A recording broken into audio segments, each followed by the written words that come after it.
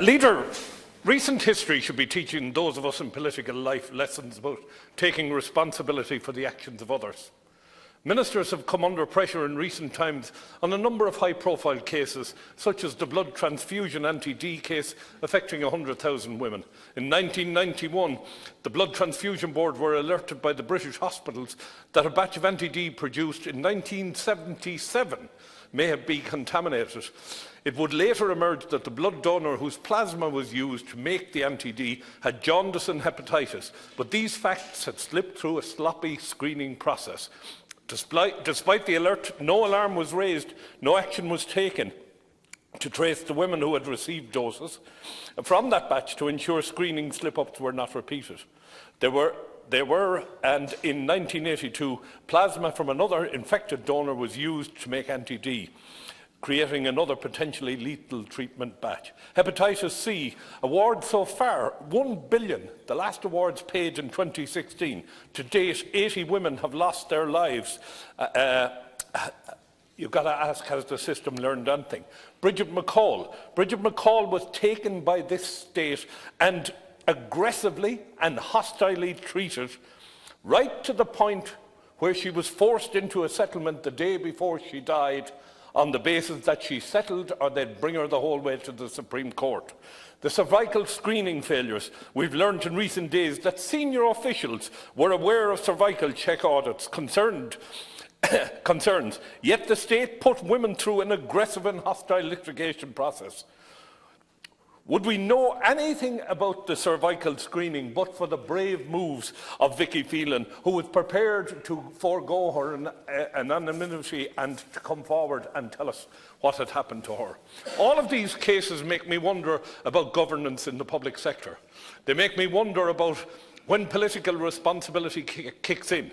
They make me wonder about the most dangerous piece of administrative law ever to have found its way into the public service.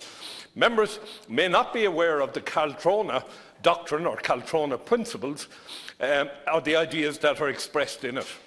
The acts of government department officials are synonymous with the actions of the minister in charge of the department. The point was established in Caltrona versus the Commission of Works in the UK and has found its way into Irish public service. Essentially, a public servant speaking in an official capacity is speaking in the words of the minister. And this, to my mind, is lethal. I have seen minister after minister being dragged into the Dáil and being forced to resign over decisions taken by administrative people who remain faceless, who are able to hide behind the Caltrona principle or doctrines. So, Leader, today I'm calling for a debate on governance in the public sector, which should examine the impact of Caltrona is still having on public decision making and whether this is healthy in a modern state. My colleague has, in the last few minutes, discussed the fact that people make decisions. Please don't tell me that the Minister for Health is advised and informed of every single decision that's taken in the Department of Health, yet the Minister for Health has to take the hit if something goes wrong. The same applies to Justice and any other department you care to think about. I think it's time that we looked at corporate governance within the public sector, and in particular, we look at how people that make decisions are responsible for the decisions they're making, because very often a minister is not aware of what happened until the action has already been started. And what's a minister to do then? Come out and say, my senior officials made a mistake? We have seen the most aggressive treatment towards these women, and for some particular bloody reason, it always seems to be women. Right? I just wonder if the same slip-up had taken place in prostate tests. I wonder how quick the action would have been then.